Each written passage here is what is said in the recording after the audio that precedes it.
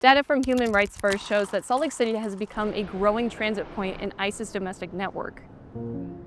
It's become a pattern. Windowless white vans with government plates pull up, then workers in plain clothes lead a few dozen people, all in handcuffs and ankle restraints, out of the vans and up the steps into the plane. This is Salt Lake City International Airport, and on Monday and Thursday mornings, it's almost like clockwork. Around 10 a.m., a charter jet touches down, then by noon, it's back up into the air. These are what Immigration and Customs Enforcement calls, quote, removal flights. The process is by design secretive. The airport saw 99 of these flights in 2025, and the traffic is on track to hit roughly 140 flights this year. So where are people being sent? The flights usually arrive from Mesa, Arizona, and the Monday flights depart from Salt Lake City to Victorville, California, before continuing on to El Paso, Texas. The Thursday flights have been going through Harlingen, Texas, in the lower Rio Grande Valley. Both of these Texas destinations are major sorting hubs for the region. They oversee several detention centers, including Camp East Montana, which has held up to 3,000 people. If you want to understand how an operation on this scale functions, you have to look at the private infrastructure behind it. ICE isn't flying its own branded planes. Instead, it relies on a mix of private charter airlines and government subcontractors. The two main airlines moving people through Utah are Eastern Air Express and Global X. Eastern Air Express flies Boeing 737-800s, each seating 189 people. The company has a $43.5 million contract with the Department of Defense. Global X tends to fly the Airbus A320, which seats between 140 and 180 people. This company serves as a subcontractor to CSI Aviation under a Department of Homeland Security contract worth $65 million per year. This is also a huge commercial operation. So much so that these same Global X planes used to transport detainees are sometimes chartered the very same week to transport NCAA college basketball teams. While ICE says these flights are a necessary tool for restoring law and order, immigration attorneys and human rights advocates describe them as something else. They argue that the system can disrupt a detainee's ability to mount a legal defense. Gloria Cardenas, a Utah immigration attorney, says that ICE doesn't tell families or lawyers where people are being transferred until after the plane lands. She says, if I represent a client in Salt Lake City, I have to move quickly to keep them here. If I don't, then they're going to get their transfer somewhere else, and we won't know where until they get to that next location. Advocates say that moving people to rural jails or courts that have a history of tough records makes it harder to get fair treatment. For example, 51-year-old Marco Antonio Mencia, who was detained in Utah, was then flown through at least 5 states in 24 hours before ending up at a detention center in San Diego. ¿Y qué es su nombre? Mi nombre es Marco Antonio Mancilla. Soy un sobreviviente de la situación que me sucedió en este país hace 97 días exactamente. Después de estar en el avión, de ir a varios estados, 5 o 6 estados, Texas, Bakersfield, Washington, 3 más, no recuerdo. Ahorita no recuerdo, estoy muy enojado, Llegué al destino final. Llegué a San Diego.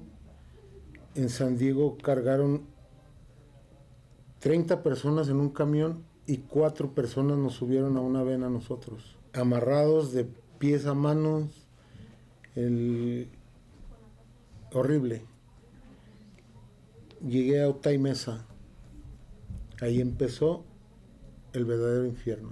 Federal data from the Deportation Data Project shows a big shift in who ICE targets. Policy barriers to detention have been rolled back under the current administration. While officials say they focus on the worst of the worst, the numbers show that only about half, 55% of ICE arrests in Utah are people with criminal convictions. The rest have no previous criminal history and are usually picked up during routine traffic stops. Since January 2025, when Trump returned to the White House, the nonprofit Human Rights First that runs the ICE Flight Monitor has recorded both an increase in the number number of ICE flights and in the number of cities where the flights are visiting. The monitor has counted nearly 40 U.S. cities that were added in the last year, as well as more international destinations. Now, the monitor first tracked ICE flights coming through Salt Lake City in March 2025. The monitor also spotted 7 ICE flights going through St. George's Airport in April. Some of those St. George flights, according to the Tribune's review, made stops in Mesa, Seattle, and Twin Falls, Idaho. For Salt Lake City International Airport, these flights are just a drop in the bucket. The airport handles more than 300 to 350 commercial departures every day. ICE charters use leased general aviation space on the airport's east side, but it's out of sight from the commercial passengers. General aviation includes private planes, charters, medical flights, and even Utah's National Guard. Now, according to last year's airport budget, general aviation brought in around $4.6 million, or just 0.7% of the airport's total revenue. The airport has little say over what happens in general aviation, as long as it's legal. Meanwhile, also on Salt Lake City's west side, ICE also sparked controversy over this warehouse. This facility is about a 10-minute drive from the airport, sitting in the industrial district near Interstate 80. In March, ICE quietly bought the 833,000 square foot warehouse through a Delaware LLC tied to the German financial firm DWS Group. According to Salt Lake County property records, ICE purchased it with the backing from the Department of Homeland Security for $145.4 million. Salt Lake is one of at least 20 other locations in the country that were scouted and then either considered or purchased, according to the Associated Press. Reportedly, the agency plans to convert it into an immigration detention warehouse. More details about the Utah facility became public in March following a meeting between Salt Lake City Mayor Aaron Mendenhall and ICE. The agency's previously undisclosed plans include using the warehouse to detain between 7,500 and 10,000 people at a time. This approach is similar to that of other ICE hub facilities in Texas, Georgia, and Pennsylvania. Local officials pushed back pretty much immediately. State Democrats called it a bleak day for our state, and Mendenhall called the warehouse detention plan inhumane. City officials stated that they plan to pursue all available legal and zoning measures to try and prevent the warehouse from being used as a detention facility. The deal also sparked a wave of protests. Weekly demonstrations here at the warehouse resulted in local police tackling and arresting multiple demonstrators for allegedly interfering with officers. The Trump administration says growing this infrastructure is key to restoring federal law and order. ICE operations are continuing to expand deeper into the country. At this time, there have been no recent official updates on the warehouse's status. The building remains near the airport, mostly unused, while detention flights continue to pass through Salt Lake City. Spokespeople for Eastern Air Express and Global X did not respond to requests for comment. In a statement, an ICE spokesperson said that removal management is a complex process that requires careful planning and coordination with a wide range of domestic and foreign partners, such as local government authorities, contract commercial air and charter service providers, and foreign embassies. The Trump administration is committed to restoring the rule of law and common sense to our immigration system, and will continue to fight for the arrest, detention, and removal of illegal aliens who have no right to be in the country, the statement concluded. Stories like this are happening right in front of us, but uncovering the details also takes real work. We dig through records, track flights, and attend protests so that you have the facts. And that's why we do this work. We're now a nonprofit newsroom committed to keeping local reporting accessible to everyone.